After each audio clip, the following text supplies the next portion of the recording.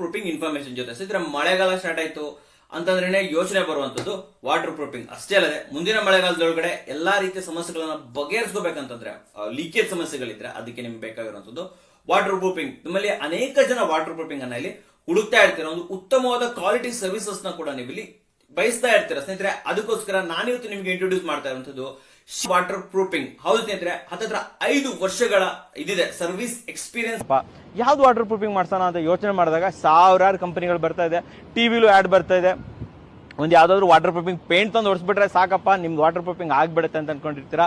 ಆದರೆ ದಯವಿಟ್ಟು ಹೇಳ್ತೀನಿ ಕೇಳಿ, ಅವೆಲ್ಲ ಸರಿಯಲ್ಲ. ಹೌದು ವೀಕ್ಷಕ, ಫ್ಯೂಚರ್ ಬಗ್ಗೆ ಯೋಚನೆ ಮಾಡ್ಬಿಟ್ಟು, ವಾಟರ್ ಪ್ರೂಫಿಂಗ್ ಬಗ್ಗೆ ಯೋಚನೆ ಮಾಡ್ಬಿಟ್ಟು ಇಲ್ಲಿ ತೆಗೆದುಕೊಳ್ಳುವಂತ ನಿರ್ಧಾರ ಏನಂತಂದ್ರೆ, ನಮ್ಮ ಟೆರಸ್ ಮೇಲೆ ವಾಟರ್ ಪ್ರೂಫಿಂಗ್ ಮಾಡೋದಂದ್ರೆ ತಲೆಗೆಡ್ಸ್ಕೊಂಡ್ಬಿಡಿ. ಅದಕ್ಕೂ ಒಂದು ಉತ್ತಮವಾದ ಸೊಲ್ಯೂಷನ್ ಅನ್ನ ಕೊಡ್ತೀನಿ. ಅದಕ್ಕಿಂತ ಮುಂಚೆ ನಾನು ನಿಮ್ಗೆ ತಿಳಿಸುವಂತದ್ದು ವಾಟರ್ ಪ್ರೂಫಿಂಗ್.